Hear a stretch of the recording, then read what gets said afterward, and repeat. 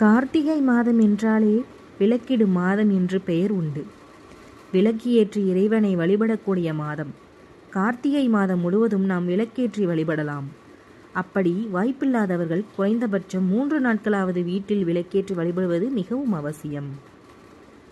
கார்த்திகை தீபத்திற்கு வீட்டில் எத்தனை விளக்குகள் எங்கு ஏற்ற வேண்டும்? ஒவ்வொருவர் வீட்டிலும் மாலை நேரத்தில் தீப திருநாளை ஒட்டி விளக்கேற்றி வழிபடுவது வழக்கம். விளக்கை ஏற்றும்போது வீட்டில் எத்தனை விளக்கு ஏற்ற வேண்டும் என்பதில் எப்போதுமே ஒரு விதமான சந்தேகம் இருக்கும். அவரவர் விருப்பத்திற்கு ஏற்றவாறு விளக்கு ஏற்றுவார்கள். ஒரு சிலர் குறிப்பிட்ட எண்ணிக்கையில் விளக்கு ஏற்றுவார்கள். அந்த வகையில் வீட்டு முற்றத்தில் 4 விளக்கு, சமையல் கூடத்தில் 1 விளக்கு, நடையில் 2 விளக்கு, வீட்டின் பின்புறம் 4 விளக்கு, திண்ணையில் 4 விளக்கு, மாடக்குழியில் 2 விளக்கு, நிலைப்படிக்கு 2 விளக்கு, சாமி படத்துக்கு கீழே 2 விளக்கு, வெளியே யமதீபம் 1, திருக்கோலமிட்ட இடத்தில் 5 என மொத்தம் 27 விளக்குகள் ஏற்ற வேண்டும். 27 விளக்குகள் என்பது 27 நட்சத்திரங்களை குறிக்கும். எனவே 27 விளக்குகளை ஏற்றி தீபத் திருநாளில் சுவாமியை வழிபடுங்கள்.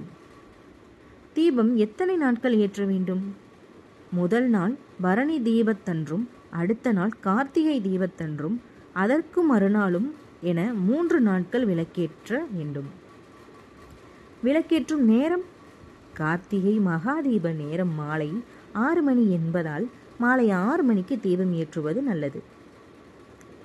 தீபமானது அகல் விளக்கு, காமாட்சி விளக்கு, குத்து விளக்கு, கிளியான் சட்டி என பல வடிவங்களில் ஏற்றப்படுகின்றது. கிளியான் சட்டி எனப்படும் களிமண்ணாலான விளக்கில் பசுனை கொண்டு பஞ்சு திரியிட்டு விளக்கேற்ற வேண்டும். அம்பிகை வாசம் செய்வதாக நம்பப்படும் பசு நெய்யை தீபத்தில் இடும்பொழுது அது சிவமாகிய ஜோதியுடன் சேர்ந்து சிவசக்தி சொரூபமாகிறது. தீபம் வைக்கும் பொழுது கண்டிப்பாக சிறு சிறு துண்டுகளாக நறுக்கி வாழை இலையை கீழே வைத்து அதன் மீது விளக்கு வைக்க வேண்டும். வாழை இலைக்கு பதில் பசுஜானம் கூட வைக்கலாம்.